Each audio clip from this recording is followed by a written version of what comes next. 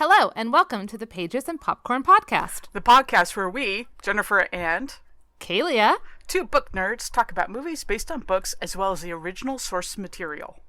2 warnings. This podcast uses barnyard language. Why limit ourselves to only nice words? Some things warrant not so nice words. Also, spoiler warning. We will be talking about the endings of both book and movie, so prepare yourself. Okay. Let's get into it. It's the Pages and Popcorn Podcast. Jennifer and Kaylia will edify you. It's the Pages and Popcorn Podcast. Jennifer and Kaylia are gonna talk, so you'd better damn well listen. I'm Kaylia. And I'm Jennifer. And this is the Pages and Popcorn Podcast. Today, we will be discussing Psycho, which is the 1959 horror novel by American writer Robert Bloch, which was later made into the 1960 Alfred Hitchcock film by the same name. Yep, that's Psycho. But first, a quick reminder that you can find more information about us, this podcast, and other podcasts in the KMMA Media Podcast Network by visiting www.kmmamedia.com. We also want to thank our patrons for their continued support. Just $1 a month really helps us afford to keep this show going. More information at www.patreon.com/pagesandpopcornpodcast. And if money is tight, but you still want to support us, great! Please like and share us on Facebook or on our website, and consider leaving a review on Apple Podcasts. Tell your friends how much fun we are listening to. Help spread the word. We really appreciate it.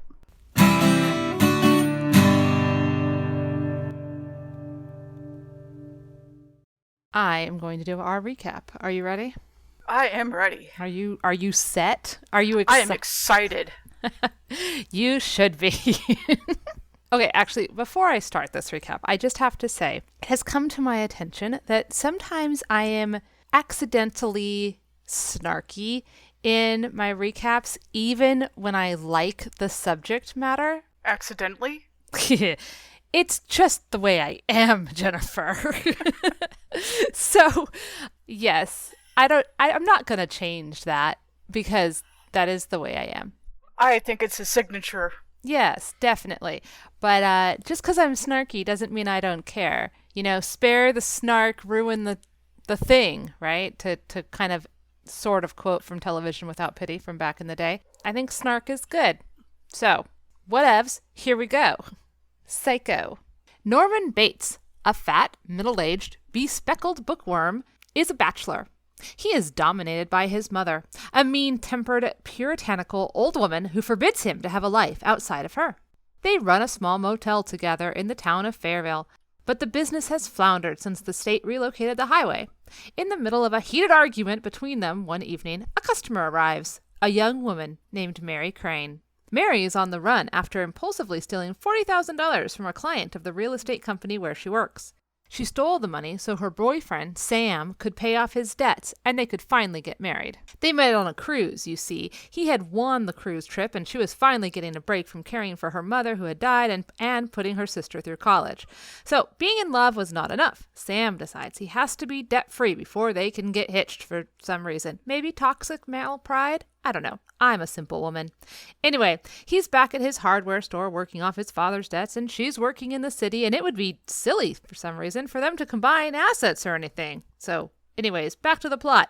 They have a long-distance sort of thing, but she wants to get married more than anything, so when she has the chance to steal 40 grand, she takes it without a thought. And then she thought a lot and switched cars 3 times in order to throw anybody off her track and has come up with a big old lie to tell Sam about where she got the money, because starting your marriage off with a lie is totally okay. Also okay will be assuming that her sister will lie to the cops for her, and also okay, her sister will be just totally fine never seeing her again. Mary is a bitch. Mary arrives at the Bates Motel after accidentally turning off the main highway. Exhausted, she accepts Bates' invitation to have dinner with him at his house. During dinner, Mary gently suggests that Bates put his mother in a mental institution after he tells her all about how controlling she is. But Bates denies that there's anything actually wrong with her. We all go mad a little sometimes, he says. Mary says goodnight and returns to her room, resolving to return the money so she will not end up like Bates. Norman is in the office of the hotel and has a spy hole through which he can see Mary in the bathroom. He oogles her as she prepares for her shower and then starts to pass out due to the booze that he is drinking. Before he passes out, his mother comes in, and then Norman passes out, and moments later in the shower, a figure resembling an old woman frightens Mary with a butcher knife and then beheads her. Bate wakes up because the water in the shower is still running, and he finds Mary's bloody corpse. He is instantly convinced his mother is the murderer. He runs back to the house to confront her, but she has disappeared. He briefly considers calling the cops so that she'll go to prison, but changes his mind because guilt or codependence, take your pick. He decides to dispose of Mary's body, belongings, and the car in a nearby swamp, and then go on with his life as usual. He cleans the room and does indeed sink the car with body in trunk in the swamp. Also, the money goes away too. Norman then has a nightmare in which dear mother sinks in the swamp as well, or maybe it's him that's drowning in the mud. Oh no, he awakens. His mother has returned. She comforts him. All is right in the world. Time passes. Mary's sister Lila shows up at Sam's store/home to tell him about her sister's disappearance. He is shocked that Mary is missing and shocked to hear about the money. It's almost like he doesn't even know Mary after all. They're soon joined by Milton Arbogast, a private investigator hired by Mary's boss to retrieve the money.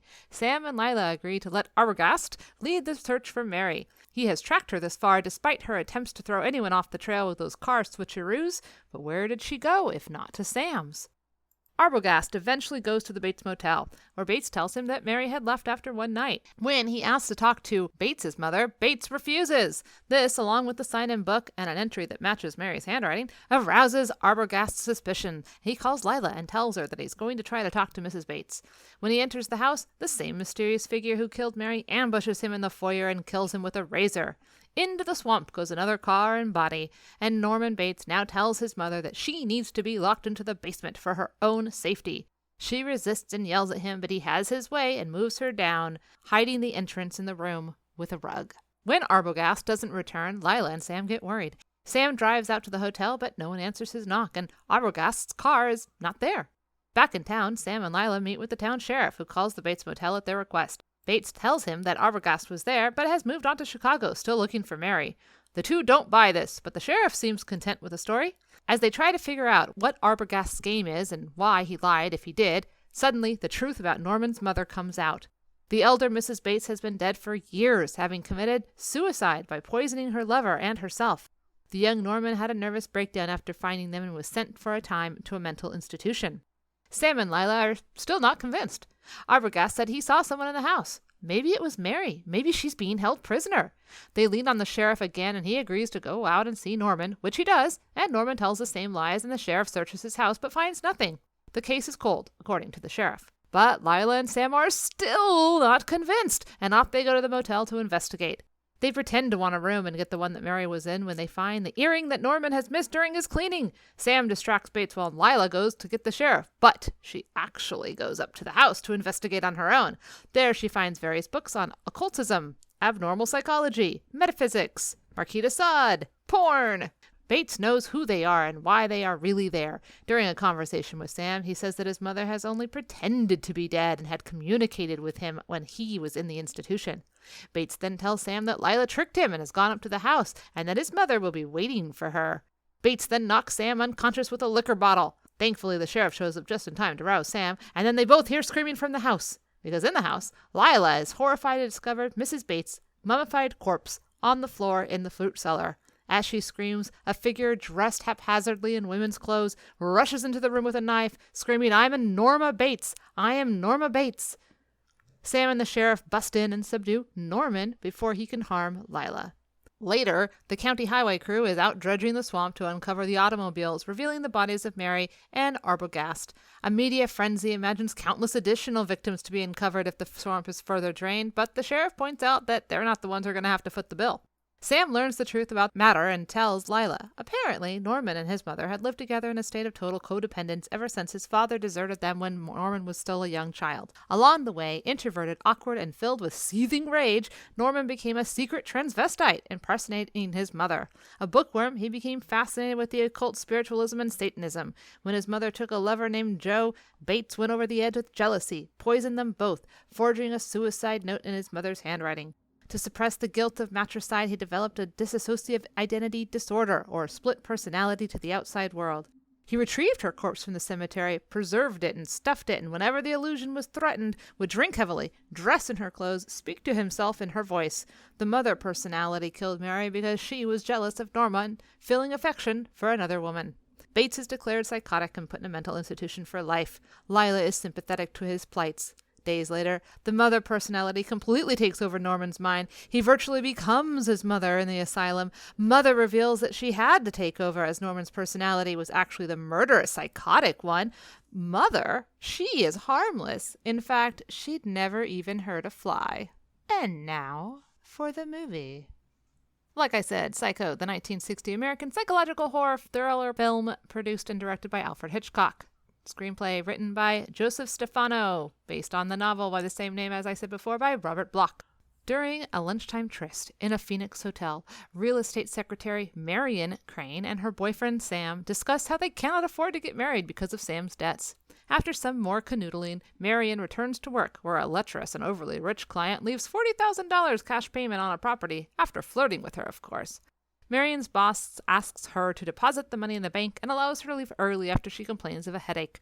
Once home, Marion packs a suitcase, puts the money in her purse, and drives away. As she heads out of town, her boss sees her at a stoplight. He's puzzled, and she's tense, and our adventure has begun. En route to Fairville, Marion stops her car at the side of the road and falls asleep. She's awakened the next morning by a California Highway Patrol officer, and she's super nervous and acts super shady, and the officer decides to follow her.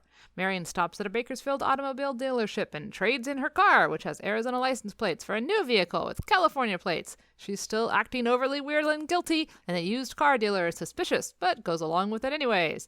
She's practically screaming, "I'm running away from something," and almost leaves her suitcase behind in her hurry.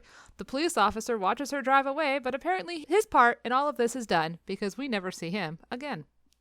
During a rainstorm, Marion stops for the night at the Bates Motel and hides the stolen money inside a newspaper. The proprietor, a tall, gangly, awkward young man named Norman, invites her for dinner after check-in. She accepts his invitation but overhears an argument between Norman and his mother about bringing a woman into their house behind the motel. She feels bad, but Norman has a workaround. He brings dinner to her, and they eat in the motel parlor while he tells her about his life with his mother, who's mentally ill, and forbids him to have a life apart from her. Also, there are too many stuffed creepy-ass birds in this room, and some really good dialogue about stuffing birds, and some of those famous lines we all know, and we will talk about them later, I'm sure. The main takeaway here is that they talk about feeling trapped, and that sometimes you trap yourself or allow yourself to be trapped. Norman with his mother and hotel, Marion, well, we know. Moved by Norman's story, Marion decides to drive back to Phoenix in the morning, return the stolen money. She wants to get out of the trap that she has accidentally stepped into herself. She returns to her room, and Norman spies on her while she's undressing, but then runs away, obviously feeling very ashamed. While she's in the shower, a shadowy figure stabs her to death. It's the shower scene. You know, that shower scene. And yeah, we'll talk about it. Up at the house, we hear Norman all, "Blood! Blood! Oh, Mother, what did you do?"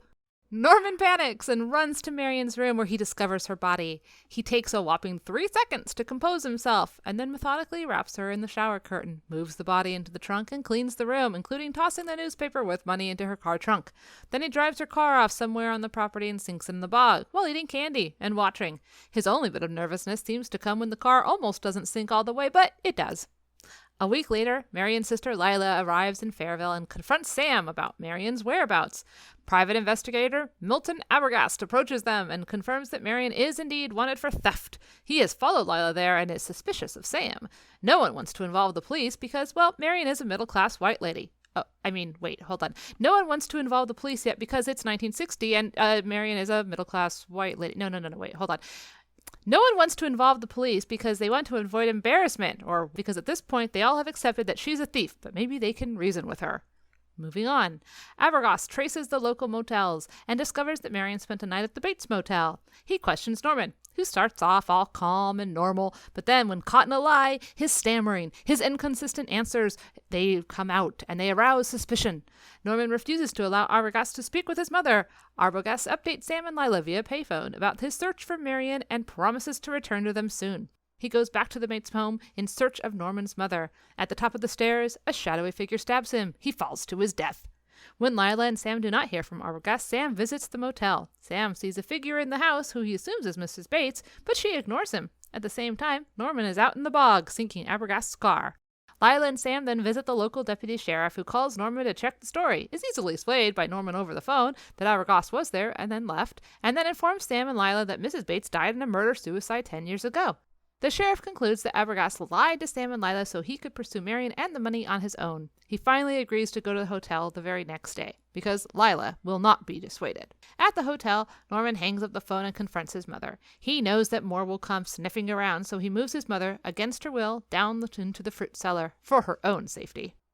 Lila and Sam show up at the sheriff's church the next morning, ready to go with him to the motel. But guess what? He's already gone. He tells them he searched the house. He found nothing. But Lila and Sam are not convinced. They drive to the motel. At the motel, they gain access to the room that Marion had been in. They search. They find nothing until they get to the bathroom. And then they find... and they find a clue, a little tiny piece of paper with Mary's handwriting and the number 40,000 in the toilet. Yes, you heard that right. In the toilet. It's a clue. Now they know that Marion was there. Well, they already knew that. And so now the next part of their plan can happen. Sam distracts Norman by engaging in a conversation, and Lila sneaks inside the house. During this conversation, in which Sam tries to be smooth and totally fails, and Sam tries to really make Norman admit that he was stealing the money and he's killed Marion to escape from his life, which Norman doesn't want to do, Norman becomes agitated and then finally assaults Sam. In the house, Lila finds Norman's childhood bedroom, still very childlike except the books, as well as Mother's room, which is still set up for a person, even has the imprint of a body in a bed. A very exaggerated imprint, by the way. She's getting ready to leave when she sees Norman approaching. Lila hides while Norman enters the house, and he goes upstairs. But instead of leaving, Lila decides to go check out the cellar. When she discovers that Mrs. Bates is a mummified corpse, she screams over the discovery and then screams again when Norman, wearing his mother's clothes and a wig and screaming himself, runs at her wielding a big knife. Thankfully, Sam has regained consciousness, and he shows up in the nick of time to subdue him. Later, a psychiatrist who doesn't understand about HIPAA, because HIPAA's not a thing yet, explains to everyone that Norman murdered Mrs. Bates and her lover 10 years ago out of jealousy. Unable to bear the guilt, he stole her corpse and began to treat it as if she were still alive. He reenacted his mother in his own mind as an alternate personality. This mother personality is jealous and possessive, as Mrs. Bates was when she was actually alive. Therefore, whenever Norman feels attracted to a woman, Mother kills her. As Mother, Norman has killed 2 other young girls before killing Marion and Arbogast. While Norman sits in a jail cell, Mother's voiceover protests that the murders were Norman's doing, not hers. She is harmless. She allows a fly to crawl on her hand. See? Harmless. Wouldn't even hurt a fly. Norman smiles irritably at the camera, and then we see Marion's car being towed from the swamp with the words, "The end." Oh my god. Okay, so this seems like a stupid question, but Jennifer, had you ever heard about Psycho before we decided to read the book and watch that movie? Yes, I had seen the movie many times because it was always on. It's one of those great Halloween films. I didn't know it was based on a book until fairly recently. Cool. Okay. I had seen the movie. I saw parts of it when I was studying film back in the day.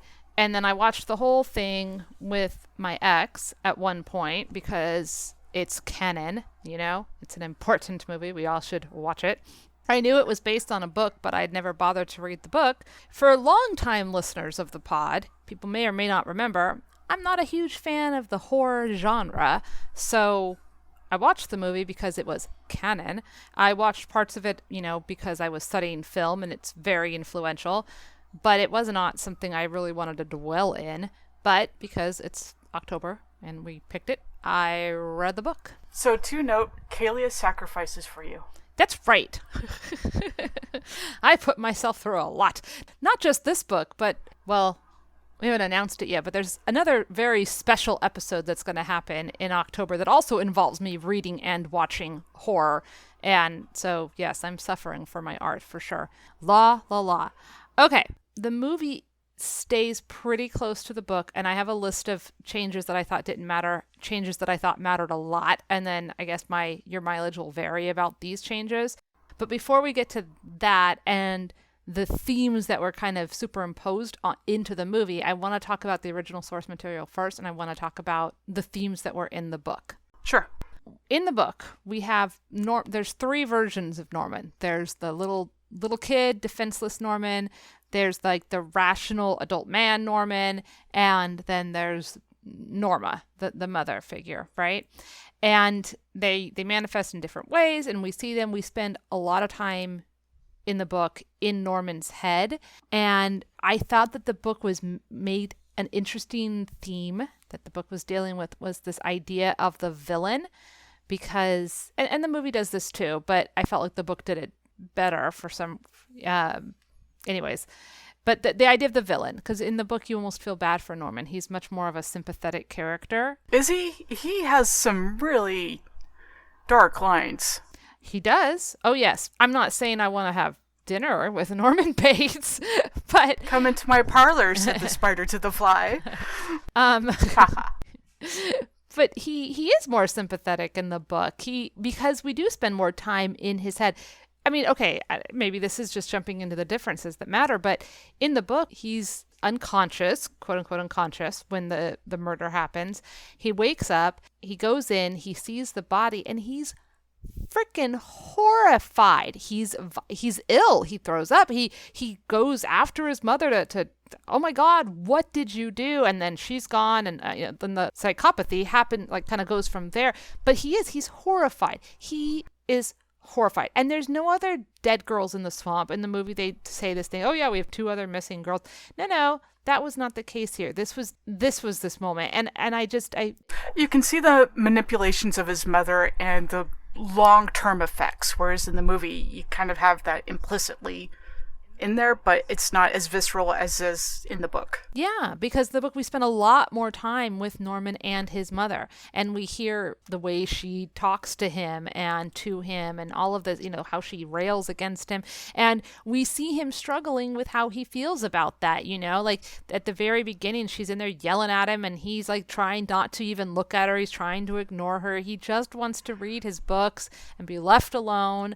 And I mean, I'm sorry, sometimes I just want to read my books and be left alone. So like, I felt for him in a very different way. And then he obviously was very mentally ill. The difference between him digging up her corpse and then stuffing it versus in the movie, he'd stolen her corpse and they had buried a weighted coffin. So like Norman's crime at the beginning, his first crime, I should say, his first big step. Well, I guess actually his first one was the murder-suicide, quote-unquote suicide. But, I felt for him so much more. And again, not that I want to be his friend, but I'm with Lila. He's a tragic figure in a lot of ways. And that's another thing. In the movie, Lila, she kind of listens to this whole explanation. The explanation ends. Then we, see Norman. We see them morphing, and then we see the car. We're done, right? In the book, we have a moment of Lila being like, "I'm so sad. He's a sad character." Like she understands, and that's freaking huge. He killed her sister, and to have that level of, I don't think she forgives him, but to just understand, like punishing him by putting him in jail isn't going to help anything. He needs help. He needs to be in a psychiatric facility.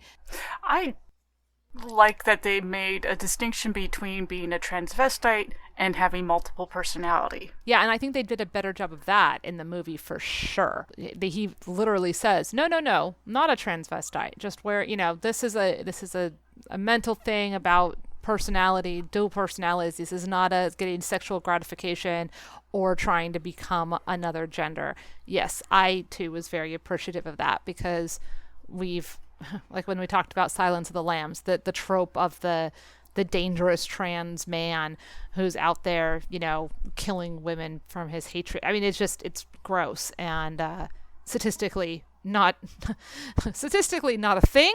So it's sucky that keeps being a trope in literature.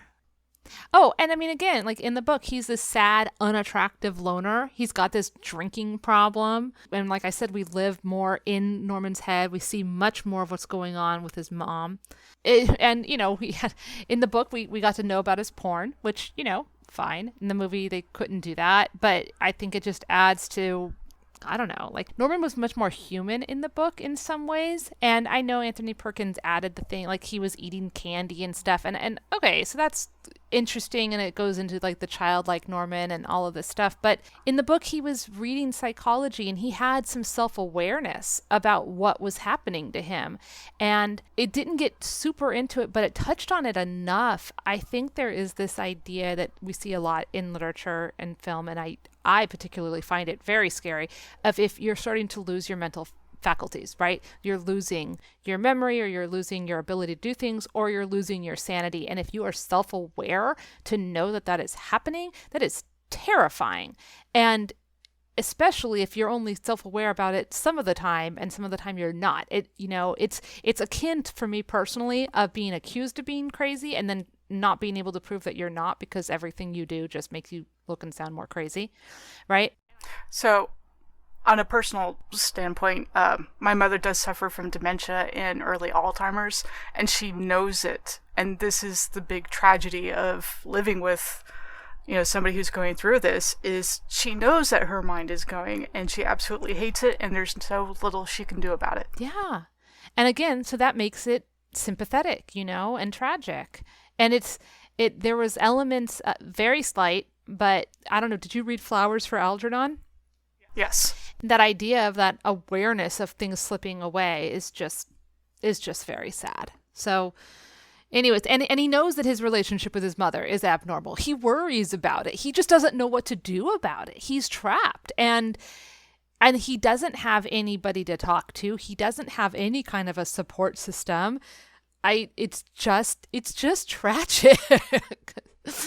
Anyways, I have some other main themes, like the home life situation. Mary is deprived of the home, husband, family, these things that would have probably kept her, safe and happy and not having done this bad thing.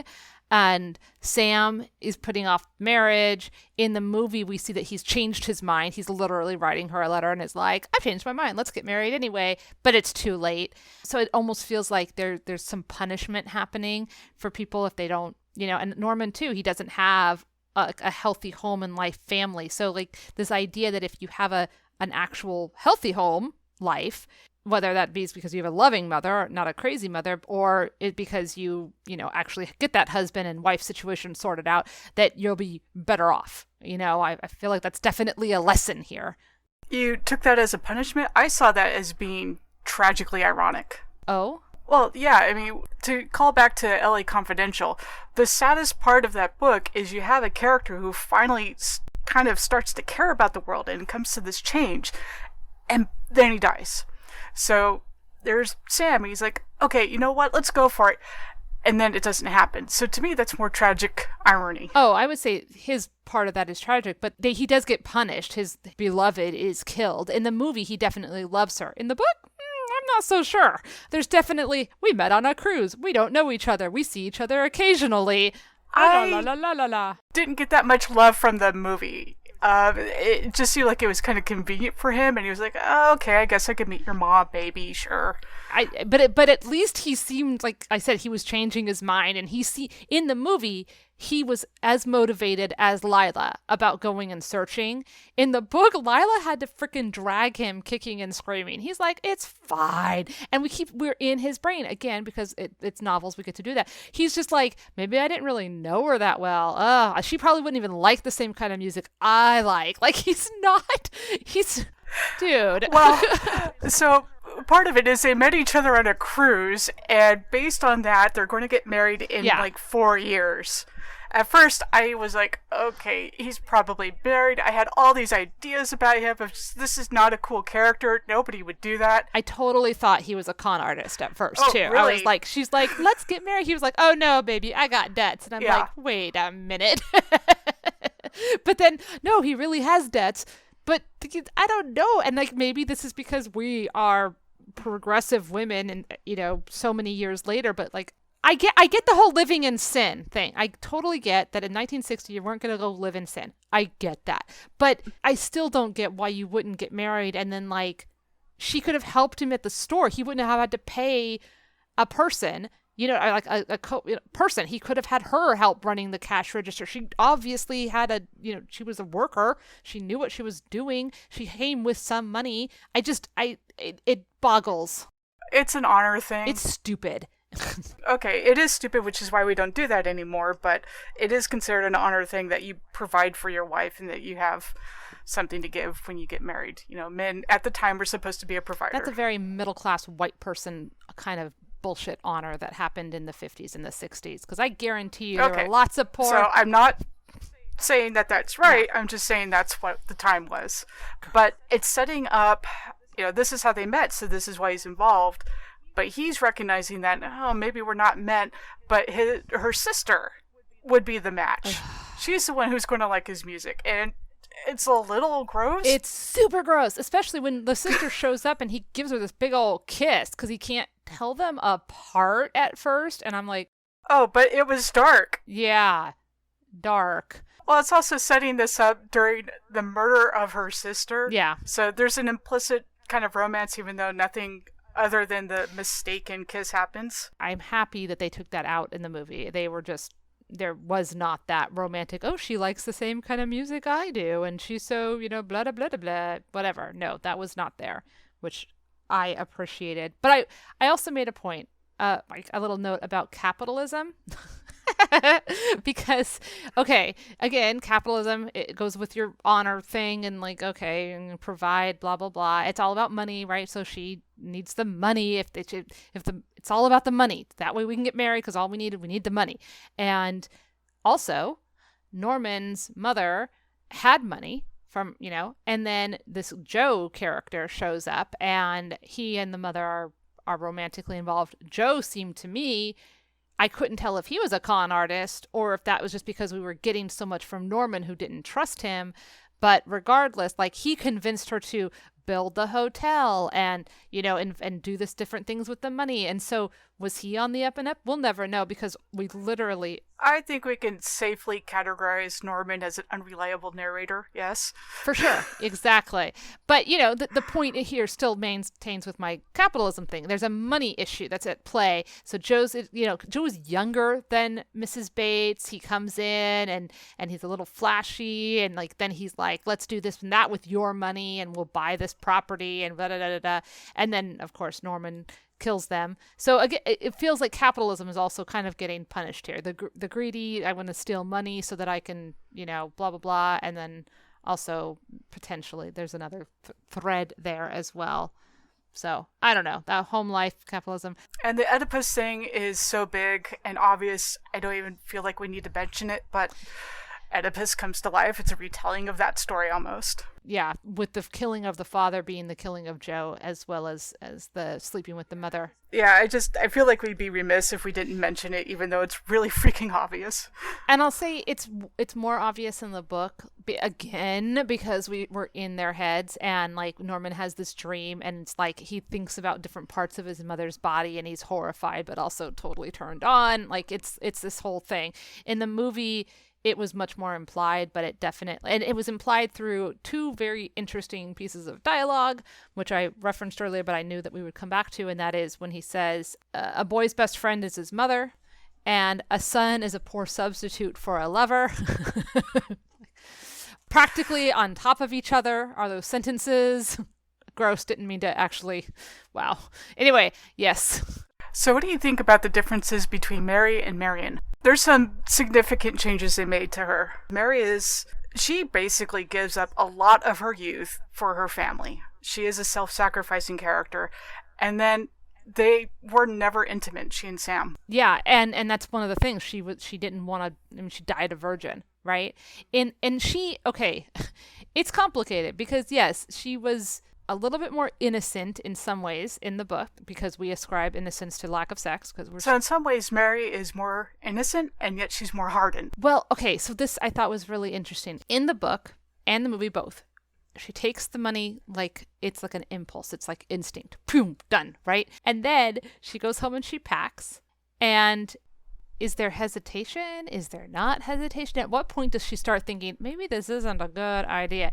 In the book, it seemed to me that it took her a lot longer to get to the maybe this isn't a good idea phrase of her plan because she's like, I got to change cars. I got to drive over here, change my car again. Then I'll drive over here. I'm going to throw him off the scent. I've got this whole plan in my head. This is what I'm going to call Sal. This is what I'm going to do here. Da da da da da. And like she was like kind of on it. In the movie, she doesn't change cars at first. She eventually changes cars. She actually looks twitchy and guilty as hell the whole time. She is like not hardened. She doesn't know how to like just be chill, lady. Just be chill. Oh my God. And in her head, she's like imagining what'll happen, but she doesn't really have the big lie like kind of planned out and stuff the way she does in the book. I think they were trying to make her more sympathetic in the movie by making her, you know, not such as hardened, not able to just be like, and now I'm going to change my car, and now I'm going to go over here, and now here's my lie that I'm practicing, and like a little bit more. Well, her motivation's more understandable in the book of she really wants to get married, and she has this looming thing that's hovering and makes her desperate, where in the movie she just kind of does it on a lark almost. Yeah. In the movie, because the guy with the money's kind of like leering at her and like sitting on her desk and stuff, it almost feels like she's just like, screw you, dude. And then she's all driving with this anxiety and I don't know. Married to Marion, they changed her name because there actually was Mary Cranes. They existed in the world. So thought that was kind of a fun little bit of trivia. But while we're talking about her and her transition from besotted little regular person to hardened criminal thief lady, I thought the movie did a good job of this is a main thing of the movie, with light and dark and black and white, right? So at the beginning, she's got a white purse. She's in white lingerie. She steals the money. Now she's in black lingerie. She's got a black purse. Then when she decides that she's going to go back, she, and return the money, she takes off her black, lingerie. She washes herself clean, and then she dies. Okay, fine. Norman is introduced to us in a white shirt. He's just a Norman. He's like a normal guy. And then the murderer, oh no, he hides her body. Then he's in a black t-shirt. Like, you know what I mean? Like he definitely changes colors too. And I thought that was really well done. Very bunk on the head sort of symbolism, but sometimes that works. Do you want to talk about some of the movie symbolism? Or do you want to stay on the book? We can talk some more about movie symbolism. Can we talk about the fucking birds? Well, that's one of the things I kind of want to bring up is Marion and Norman are a Mobius strip. So in the beginning, you have Marion and Norman. Their names contain similar letters. That's not why they changed it, but it's sort of a fun, interesting thing to play with. She's really bad at lying, and Norman's really bad at lying. When you look at Marion's journey, she has this very objective beginning where we see her from the outside, and then we go into a subjective internal world where she starts talking to herself, and that very much mirrors Norman. He has this subjective world where he's talking to himself. Their pathways are very similar. When she dies, he kind of takes over the plot. In a major way. Yeah. And which is very different from the book. In the book, she's in 2 chapters. The end. Yeah, she only has 2 chapters that are dedicated to her, but yeah. The movie, it's the first 48 minutes is all her. She dies at she gets in the shower at the 48-minute mark. And then at the hour mark, Lila and Sam enter our existence, or Lila really enters our existence. We've already been introduced to Sam. And then the movie's all about them for the whole rest of the movie. Them and Norman are kind of sharing space there. But yeah, man, and I know that part of that was the big twist, and it was one of the first movies that killed your protagonist to mess with the audience. I get it. It was groundbreaking.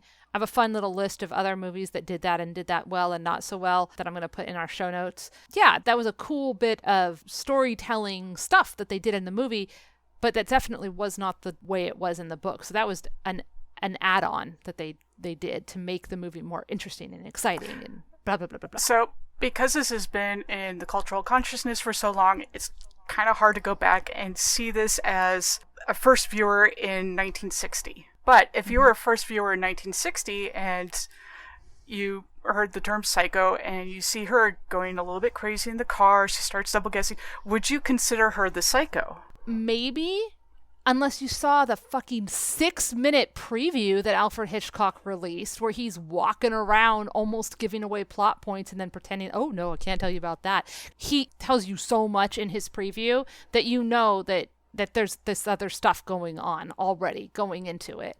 But yes, if you hadn't seen his 6.5-minute preview and you just walked in, I think that they were trying that. I don't know why they did this preview. This preview is stupid. And I couldn't quite find where it was shown or how many people had seen that preview, because it was like it played on television. That's how long it was. Yeah, I feel like it really heralded stuff. I'm also going to link that preview in our show notes because it's worth watching, but don't feel bad if you try to fast forward because it is very long, and he's literally walking around the set of the movie. Here's the motel. Here's Mrs. Bates's bedroom. Here's Norman's blah, blah, blah, blah, blah. Here's the shower. Like, it's, dude, stop. But yes, I see your point. And I mean, that was the thing. It was part of like the big twist, and the big campaign was like, don't tell. And they wouldn't let people in late. Apparently used to be a major thing. People just showed up halfway through the movie. Socially, we frown on that now, even though I know a lot of people do it. But apparently it wasn't even frowned upon back then. People just strolled in and out all the frickin' time, which boggles my mind. Well, if you look at classic theater, that was actually really common. Shakespeare wrote in scenes that would be boring, so people would go over to the next theater over and check out whatever it was, some sort of animal game, and then come back when they knew, okay, this is when the beat goes back up. Sure. Cool. Theater has evolved. Yay. Anyways, like you're saying, so she kind of does look like the psycho, and I see what you're saying. They're basically light versus dark, the same sides of the same coin. And so you want to talk about uncanny. I want to talk about the fucking birds. Which is part of the uncanny. As longtime listeners of our podcast probably know, I hate birds. And you know what I'm realizing now? A lot of this podcast is me telling you the things I don't like, which I'm a very loving, nice person, and there's a lot of things I do like. Sure you are. I'm very kind. I am. I bring sunshine and light to people. I really do. I hate romance. I hate birds.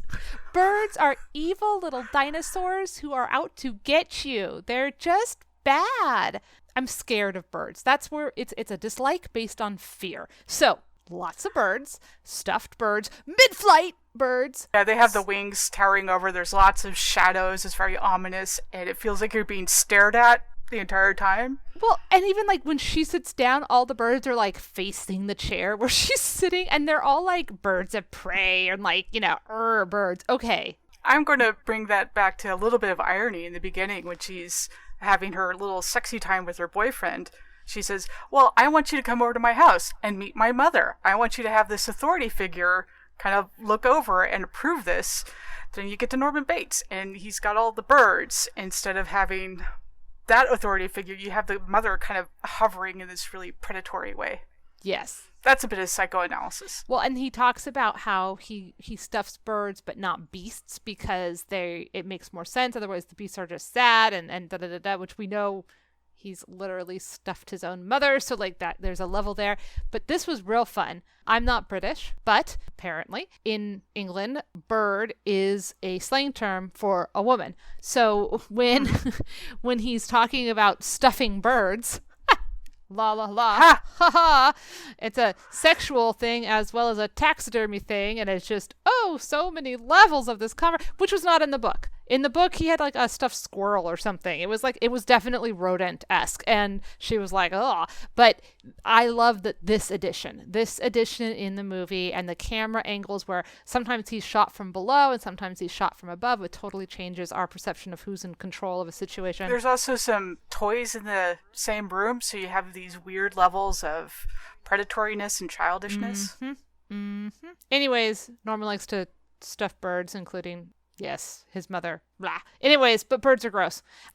Fun trivia. Here's a fun fact. The next Alfred Hitchcock movie that he made after this one was The Birds. Yes, it was. So that's fun. He's like, damn, what's creepy in this movie? It's fucking birds, man. I guess since we're talking about the changes, I have a list of my things I took issues with / unnecessary changes. And then I have my list of changes I thought were good. Do tell. Okay. Well, things I took issues with or unnecessary changes. Why does Sam have an ex-wife? He has an ex-wife in the movie, and I felt like it was another way of chipping away at this marriage, domesticity, home life situation. He's failed at this first marriage, and now he's resistant to getting married a second time. And I know he changes his mind, and then she dies, and, there's no romance between him and Lila, but seriously, I don't know. It was such a weird thing to like throw in. There's a lot of subversion of, the 1950s home culture. So one of these is the subversion of the romance. So part of the 50s culture, you had nuclear family, that's what you're supposed to have, and then you're playing with those tropes, you're twisting them on their head. Here you have a guy, and there's a lot of stuff this film did that broke out of those molds. It's not just subversive because it does something different. It's subversive it does something different to make a point. Like, the fact that he wasn't happily married and they weren't then happily married is part of the catalyst, which leads to all of this bad shit happening to them, which goes back to my original stance earlier, that they're both being kind of punished for not doing that nuclear family thing. I thought it was probably a way, because we start off with Marion not being quite as pure as she wants to think she is. She's in her white lingerie, but she's literally having a nooner with a dude, right? Scandalous.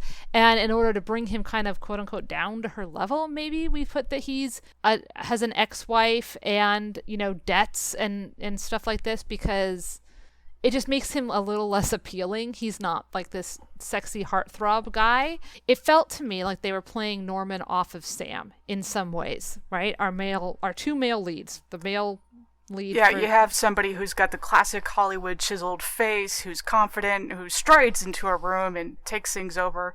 And then you have twitchy, kind of funky little Norman who stutters. Right, exactly. And yet, on paper, maybe Norman, nice guy, never married, shy. Sam, ex-wife, sleeping with an out of wedlock kind of a thing. I don't know. Like, I don't know what we're really trying to say here.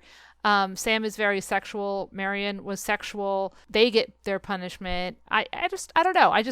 It added to it. It was like a throwaway line that I'm probably reading way too much into. Maybe they just needed a line of dialogue in that scene, but I was just like, that's an interesting addition. Okay, next. Arbogast, whose name I just cannot seem to learn. Arbogast, Milton, but they never call him Milton, so I didn't want to call him Milton in my recap. In the book, he had been actually doing PI shit. Like, he figured out where she would have, traded the car, and then found that, and then found the next place where she traded the car, and he ended up in the same town where Sam was, and in the movie he just follows Lila, so he's not quite as competent in the movie. In the book he was really suspicious of Sam and Lila, and in the movie he just seems to kind of I'm a little suspicious. Oh, well, okay, you've said different things, now I'm gonna change my mind. Now we're all on the same page suddenly. I just thought they didn't really do good service to that character. The sheriff was so surprisingly incompetent. Surprising to whom? Sorry. Small town sheriffs are sometimes really stupidly incompetent? What? I think that's unfair to, actual small time sheriffs, but... That's true. We live in a large city and our sheriff is fucking nuts, so... True enough. I can't argue that one. But yeah, super incompetent. I'll just call him and ask, hey Norman, did you kill anybody lately? No, he says no, he's fine. Dude, come on. Again though, in the book we have Lila who's like, no, I refuse. I am so tired of being told by these men in these positions of authority to sit down, shut up, and wait. Sam is telling me to sit down, shut up, and wait. Arbogast is telling me to sit down, shut up, and wait. And now the sheriff is telling me to sit down, shut up, and wait. I'm not having it. In the movie, Sam's a little bit more with Lila. No, this isn't good. Let's investigate. Blah, blah, blah, blah, blah. Yeah, Lila's a badass in the book. She's way more interesting in the book. And she drives a lot of what's going on. She's the one that actually figures stuff out. Mm-hmm. So I kind of like that as a counterpoint, that you have all these incompetent dudes, and the one who really solves the thing is, the sister. Yeah, and she's the one who's like, oh, yeah, I'm going to go, quote unquote, go get the sheriff. But instead she turns around and goes, of course, though, the men have to come rescue her. The sheriff changes his mind, because we can't have all bad about law enforcement. So the sheriff, after giving it some consideration, I decided to follow you out. And then he finds Sam, rouses him, and the two run over there and rescue Lila. And even in the movie, Sam has to go rescue Lila. So even though it's, yes, women empowerment, she's the one who's making shit happen and getting shit done, she still has to be ultimately rescued. because it is was written in 1960. 1950. Yeah. Okay. A little change. The light in the motel was off in the book. It's on in the movie. I guess it doesn't matter, but it noticed it. Well, from a filmmaking standpoint, I really loved that it was such a bright scene because we almost always have horror films that happen in the dark. You know, you're not supposed to see what goes on. But I love that inversion, that it can be creepier because it's bright. Light can be blinding. The actual shower scene you're talking about. Yes. Right. I was talking about the hotel vacancy light. Oh, okay. But yes, you're right. The shower scene, and that's one of the themes that they did in the movie, was light versus dark, and the light is blinding. Not only is the light in the shower blinding, but also at the end when Lila finds Mrs. Bates, the light swings back and forth and is blinding in shadows, and by the movement of light, shadows are created, right? So there's some great filming with the shadows, and you took this in film school, so I'm sure you talked about it. Mm-hmm, definitely. Not just the shadow filming, but the movement of the camera work and what we're focusing on and what we're not focusing. I mean, just it's iconic for a reason. Great. La la la. But I will tell you that I think that the actual murder scene in the book it was way more gruesome. I think it was ultimately better, personally. Okay, so we all know about the shower scene, right? Even if you've not seen this movie, you've seen the shower scene. You've heard about the shower scene. A ton of allusions to the shower scene. The allusions, you've seen parodies. It's literally, you can't get away from it. Okay. However, for my money, the book was much more compelling and much more impactful.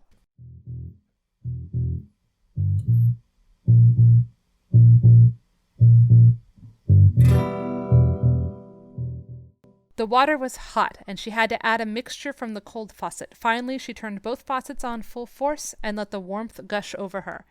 The roar was deafening, and the room was beginning to steam up. That's why she didn't hear the door open or note the sound of footsteps. And at first, when the shower curtains parted, the steam obscured the face. Then she did see it there, just a face, peering through the curtains, hanging in midair like a mask. A headscarf concealed the hair, and the glassy eyes stared inhumanly. But it wasn't a mask. It couldn't be.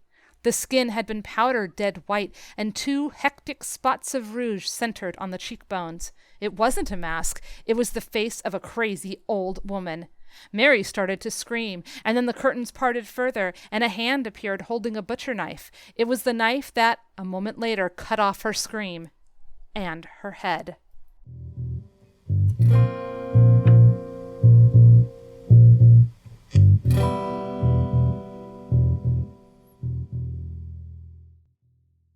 And that's how the chapter ends. It's way more gripping and compelling. I liked it.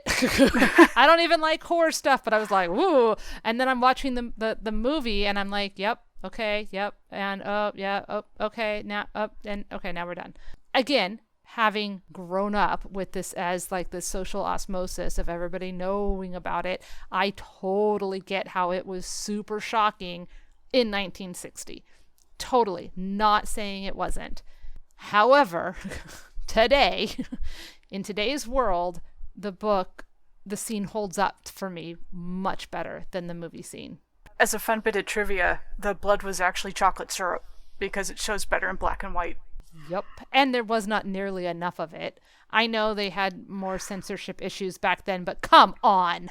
Like, there just wasn't enough of blood. I bleed more than that when I nick myself shaving.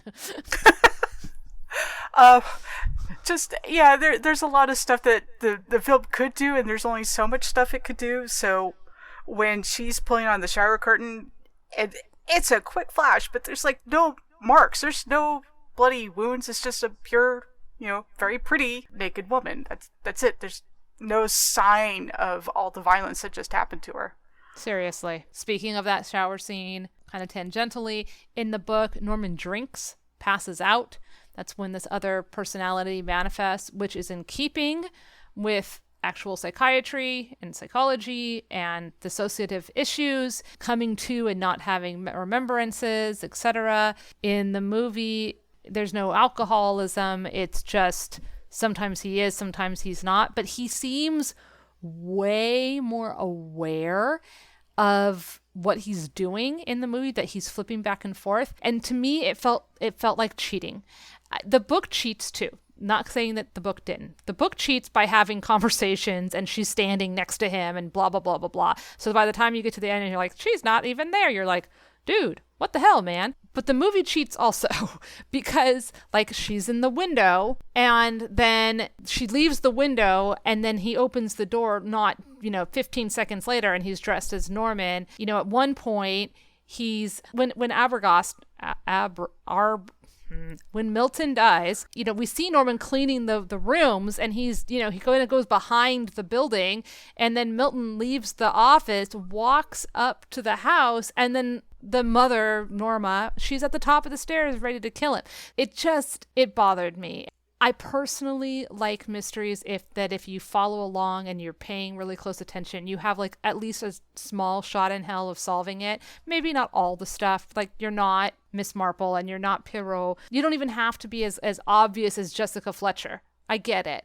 But there should be some stuff that you can kind of go, oh, because otherwise it just feels like you've just been lied to for the sake of being manipulated for the sake of the twist. Personally, I don't like that as much. And I felt like both of these things did it, but the movie did it so majorly. I wonder if you're going to say, well, Kaylia, you already knew the twist, so you were reading it knowing that. Actually, the director of our last podcast, Truffaut, who did Fahrenheit 451, he said the same thing. There's a lot of cheating that's going on in this movie. Mm-hmm. And I would agree, because Truffaut is amazing. Everybody should go watch Fahrenheit 451, the 1966 version. Anyways, yes. Okay. And Norman does weird-ass things. Like, okay, again, he takes so little time in mourning the death of this body and, like, dealing with that. He seems shocked, but not also, he gets over it super fast. And then he's like, okay, I'm going to do this, I'm going to do this, I'm going to do this.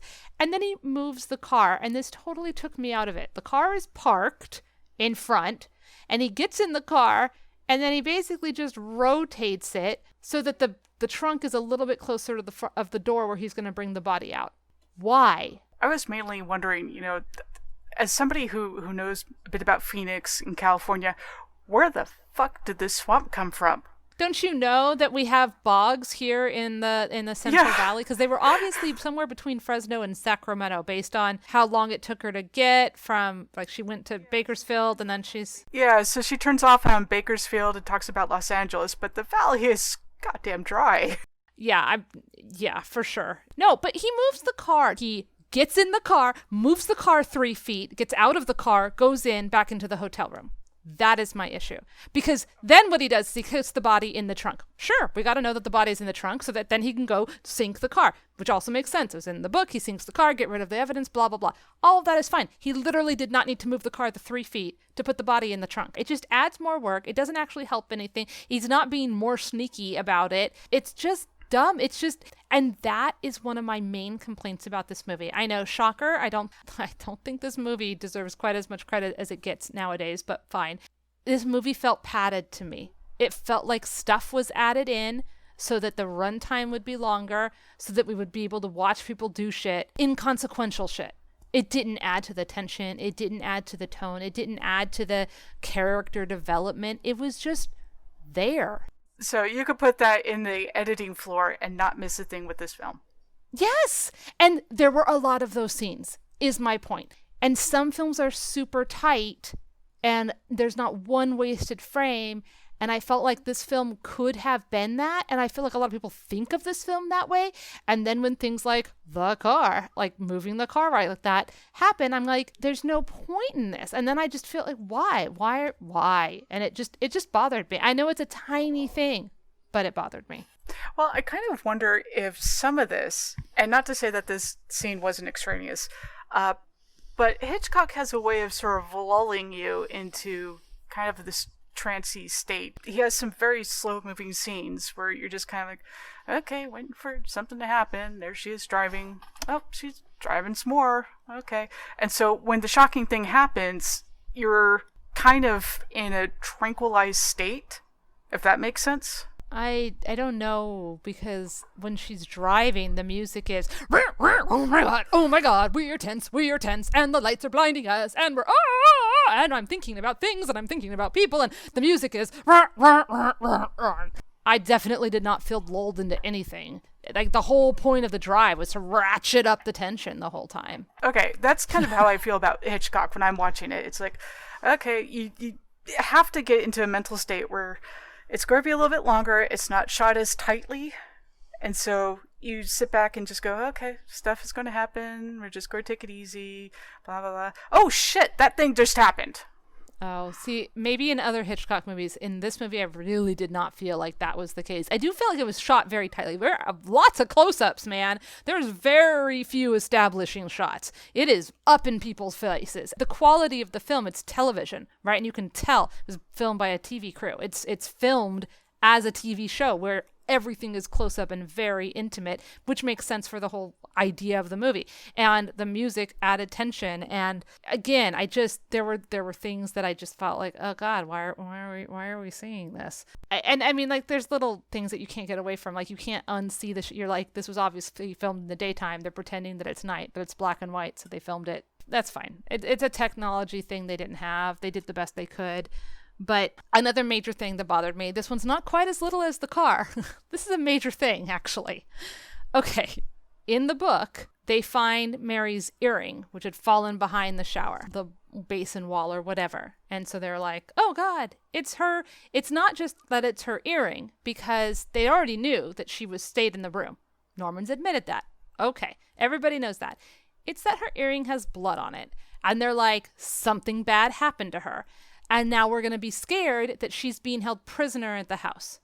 Versus the movie, where they go into the bathroom and they somehow find a piece of paper with Mary's handwriting, the convenient piece of paper where she'd written the number 40,000, that either missed the toilet when she dropped the rest of them in, or she put her hand in the disgusting toilet bowl water to fish it out.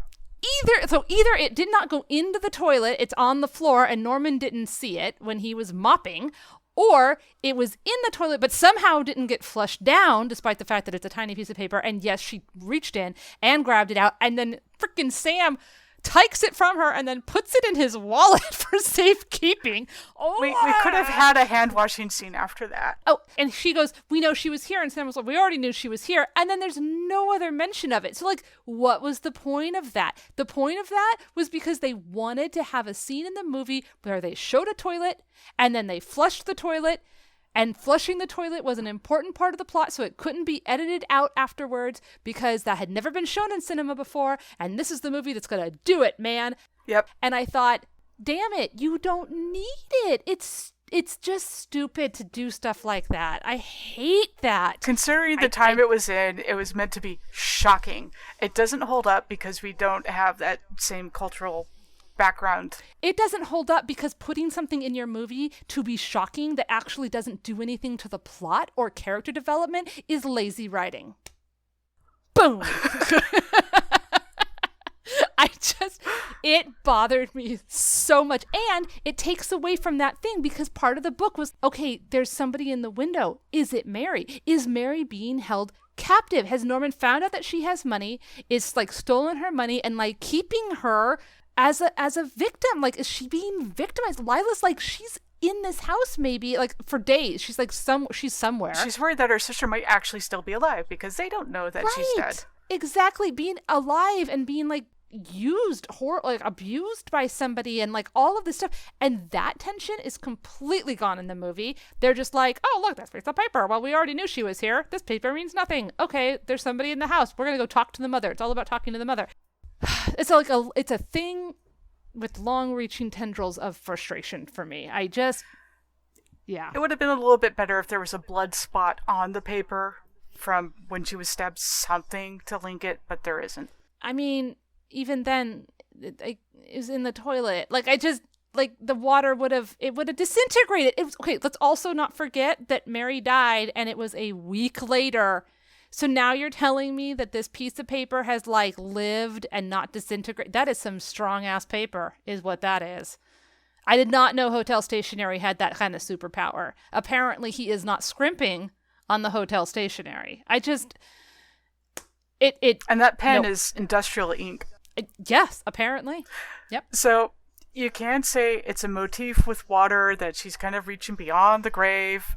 Could take it as symbolism, but yeah, it's not a particularly strong enough case.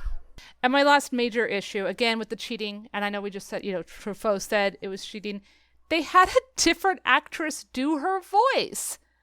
So it was clearly not Anthony Perkins saying the words of the mother. It was an actress.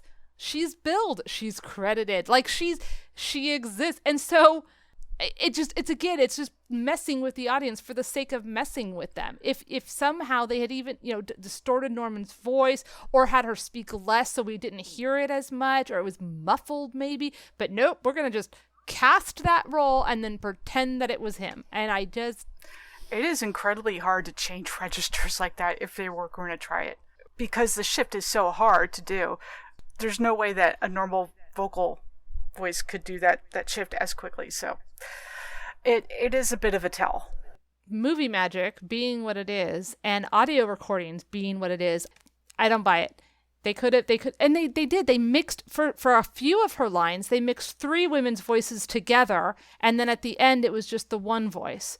So they had some technology. That was a choice they made to cast that voice and to not mess with Anthony Perkins' voice. I would have liked it if his internal mother voice was different from the audio mother's voice. Like when he's trying to be his mother. Yeah, something. Again, cheating, didn't like. Okay, but there were some changes that worked, right? Okay. I talked about the colors of the clothes. Obviously wasn't in the book, but it worked really well to hit us over the head with the symbolism. The music was super, super annoying, but it was supposed to be, I think. It added to that intensity and that frustration and that discomfort of can we please get out of this car? Anthony Perkins is awesome. Did so well. So well.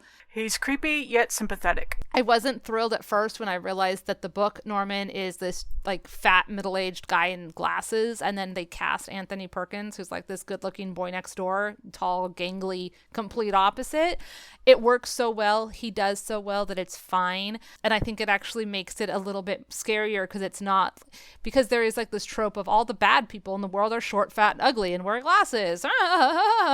But no, he's a good-looking dude. He's a regular looking guy. I think Marion kind of thought he was cute, So yeah, that was a good change. This kind of goes back to the theme of uncanniness too, because he's likable, but she's off. There's something off that you get immediately when they're in the parlor. Just his intensity, his weird little, it is the weirdest conversation that they have. And he's so lonely, you can tell. And his clothes are all too big for him at the beginning, yeah. And then later he's wearing this black turtleneck, and Anthony Perkins can pull off a black turtleneck.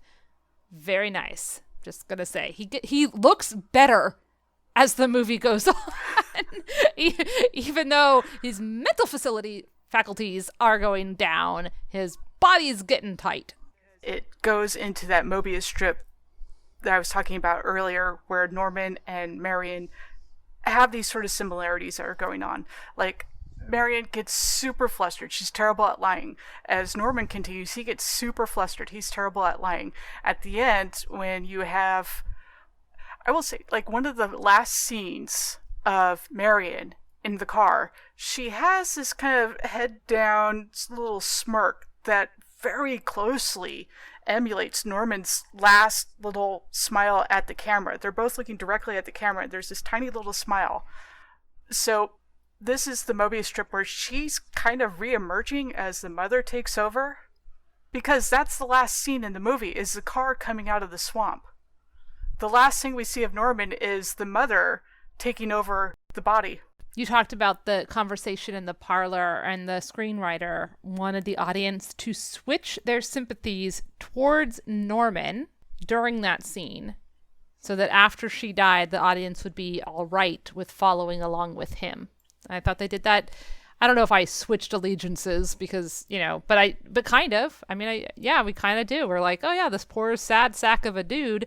And original audiences didn't know that he was the murderer. So, yeah. Until he walks in, finds the body, and then, like, totally deals with it super fast. I feel like anybody should be like, wait a minute, take a minute, man. Process. Yeah, and from an objective standpoint, this is one of the oddest conversations when he's talking about we're all in our private tramps, clamped in them. None of us can ever get out. We scratch and claw, but only at the air, only at each other. And for all of it, we never budge an inch.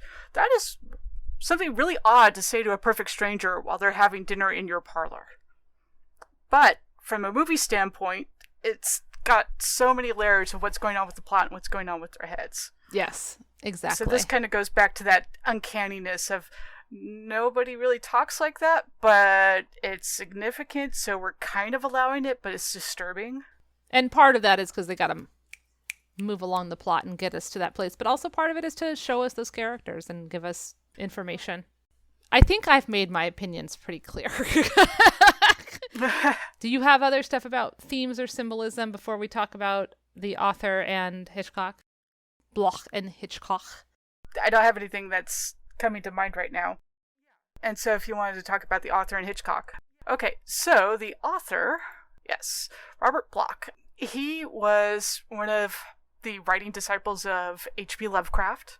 He got his start writing short stories and had a lot of influence from H.P. Lovecraft, which shows he even did some stuff with the H.P. Lovecraft universe. This novel came out 2 years after Ed Gein, the actual serial killer, was discovered, but not all the things that Ed Gein did are known at this time. So his idea of having like a woman's suit, that wasn't known.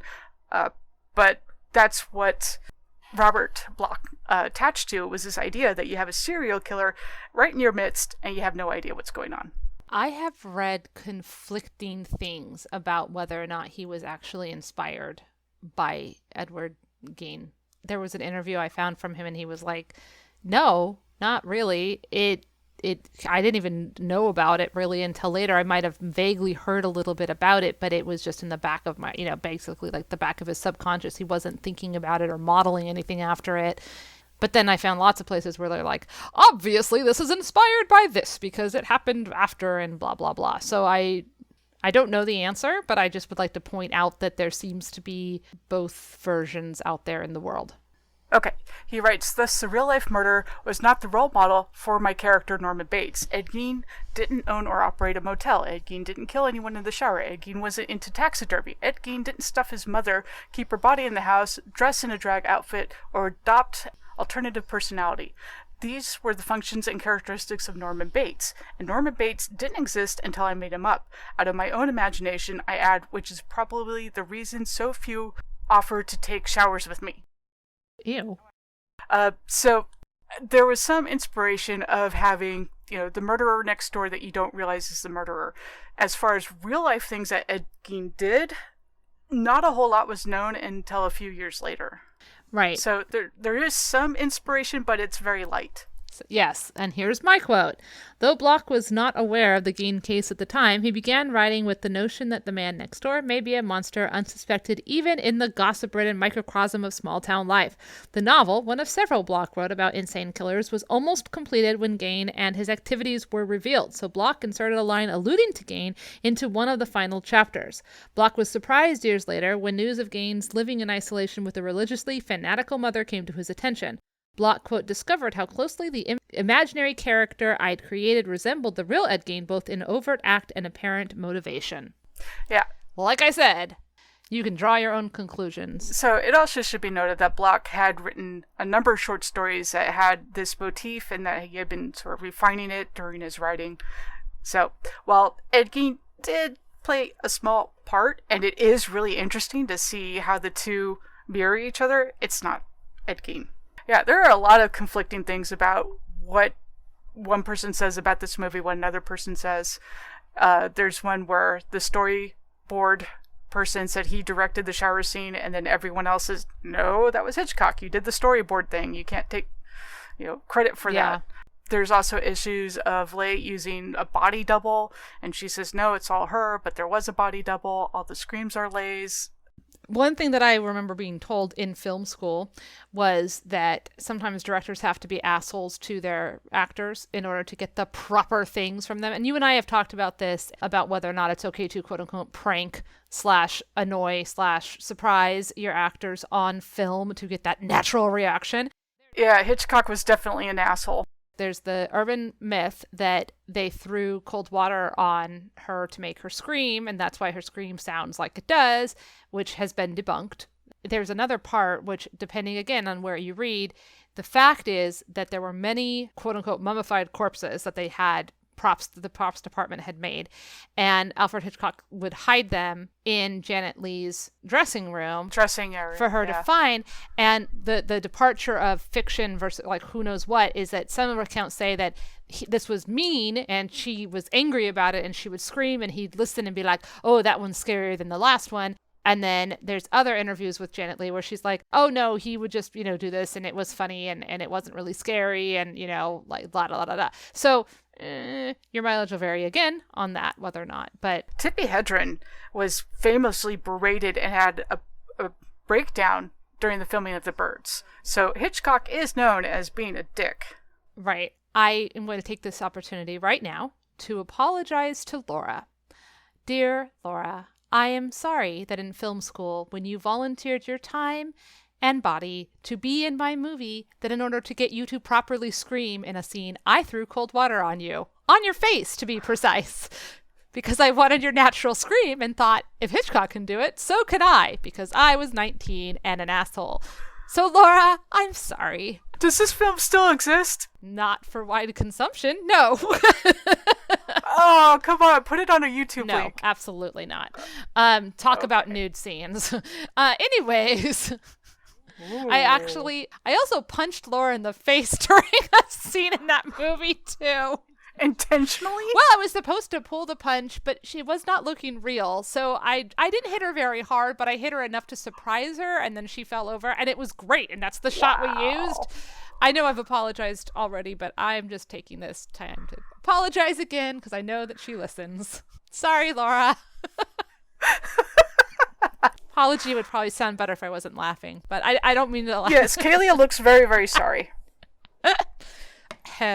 Anyways, on with the show. So, okay, this movie was a departure from Hitchcock's other stuff. This was his first horror movie, and that was kind of interesting. And he was really, really, really motivated to do it. You can read all about it on the Wikipedia. There's so many Wikipedia articles about this movie and this book and this adaptation. I almost feel like it would be a waste of our time to just read all of that stuff. So we're kind of hitting the highlights. Fun trivia. Anthony Perkins got paid $40,000, which is fun because that's the amount of money that the woman stole, in the thing. $40,000 at that time, by the way, is $347,000 today. So there's a fun conversion for you. Marion's co-worker, who's in one scene in the movie, is Alfred Hitchcock's daughter, and Alfred Hitchcock's famous cameo also happens in that scene where he's outside wearing a hat. The screenwriter, during the writing of this and filming of this, was in therapy, dealing with his own relationship with his own mother. Alfred Hitchcock also has talked about having not the best relationship with his own mother. Janet Leigh couldn't take showers after this film. And Vera Mills, who's Lila, is actually wearing a wig because her head was shaved because she was in another movie. So that's one of my favorite pieces of trivia. Yeah, there's so much of this film that's been psychoanalyzed. We didn't talk about the house representing the Freudian id, superego, and ego. There's a ton out there. I think it's a great film in that you can have so many different interpretations that it does take a couple viewings to go, oh, what's that mirror doing there, and why is it doing this? I have a question for you. In both book and movie, Norman is watching her through the peephole. In the book, he's watching her from a position where he can see the mirror that she's in.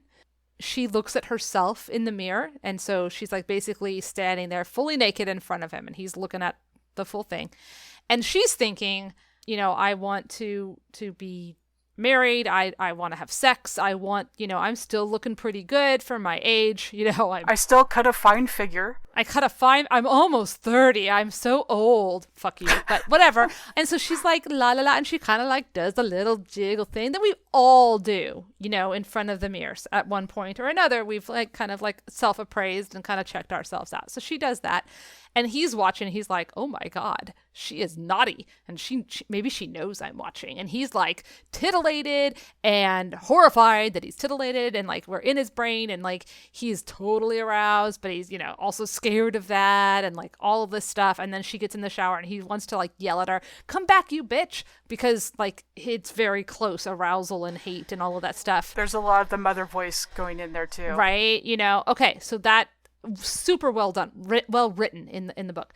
In the movie, his little people is like looking somewhere else in the room. He's like kind of looking towards the bathroom door.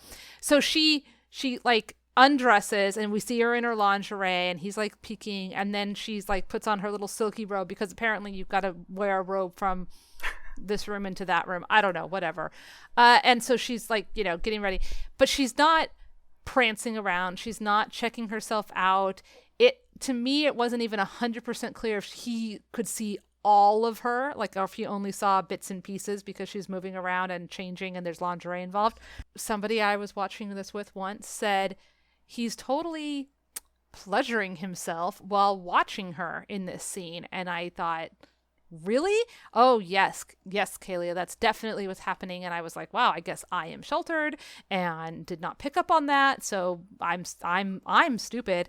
And then when I'm watching it recently and I'm thinking, I don't think so, man. It does not seem like there was quite enough time. Maybe it seemed to me like he wanted to, and then that he was horrified, and then he literally ran away. And now what we know is that he ran upstairs and became mother and came back down and killed her. Sure.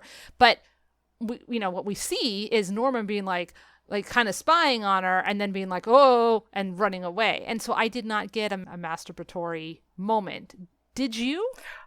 No. Yeah, so I'll agree with you on that. Yes.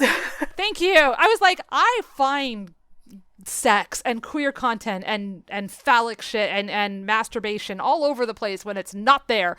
So I was real surprised if I was missing something obvious. So I feel very vindicated now that... So this is more explicit in the book that he has problems with impotence. Mm-hmm. And yeah, he even uses the word. First he can't think of the word, and then he remembers the word, which is a really nice touch in the book. So yeah, there's a lot more going on in his head that we can't see in the film. I agree with you. I didn't take it as a masturbatory thing. I took it as a mental checkout. You know, there's this part of him that's really interested. He's into this thing that he can't quite get. And so the mother takes over, does all this other stuff. You know, there's the symbolic stabbing with a knife, with a penis. Take it as you will. In the movie, there's also symbolic musical stabbing. I mean, I'll just say...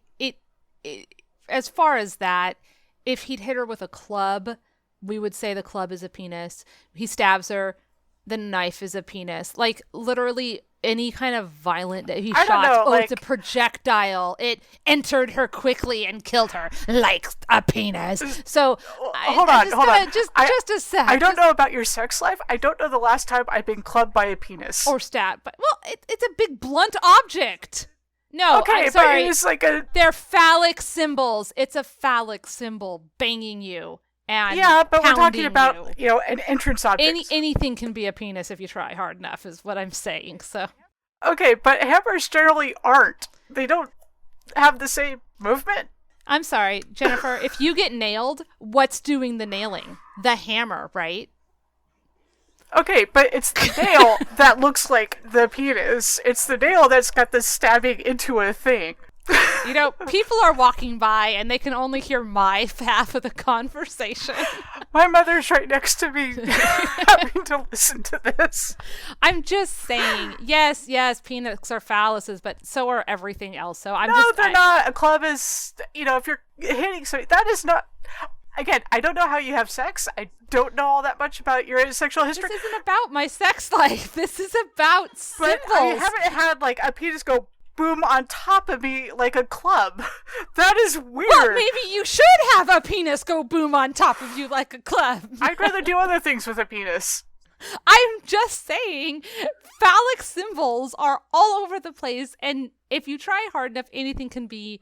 Okay, but you really have to try really hard to make that a phallic symbol. No, I'm sorry. Baseball bats and clubs are Mike. Hey, you can't see it, but he is stroking a guitar over there, pointing out the shape of the headstock. Oh my god. Okay, can we move past the penis? I don't know that we can. So Jennifer, was this book and movie, were they worth your time? Absolutely. So the book holds up. One thing to be careful of is when you are reading the book, understand it was written in 1958. That's when it was published. And it sounds really trite in some ways because it was one of the standards that set the genre. The book is very tightly written. Mm-hmm. There's no extraneous thing. It's short, but it gets right to the action. In that, Block was a very good writer. And the movie you're saying also was worth your time. Oh, absolutely. It's a classic for a reason. And I'm an iconoclast, and this is what I think. I think it's hard to say which one is better, if one is better, because both have their own style and storytelling. The book, I think, did a better job of giving us a more detailed look at the characters. Each of them is given their own background, even Sam, which books can do. But this book isn't very long, so I think it's still impressive. It changes who has our sympathies and who doesn't, in my opinion. To me, the film isn't as intimate or fleshed out. It does give the story more of a cinematic edge, and I can totally see how in 1960 it was such a big frickin' deal and such a terrifying thriller. I think the film owes a lot of its staying power, though, to the fact that it was first in a lot of things, and it benefits from the Hitchcock stuff and the marketing and the uniqueness and the specialness of its time, etc. So yeah, pure genius, filmmaking, beautiful shots, lots of suspense, blah, blah, blah. It makes sense that it became iconic. The movie has that staying power, I think, but I think the book does as well. The book, in my humble opinion, is a better written story. They're both worth your time, but if you had to pick only one to ingest, I would say read the book because it's fast, it doesn't suffer from the hype of the movie, plus you've probably already seen the best bits of the movie already, and the movie really relies on the shock and the twist. The story it tells is not nearly as good when rewatched, in my humble opinion.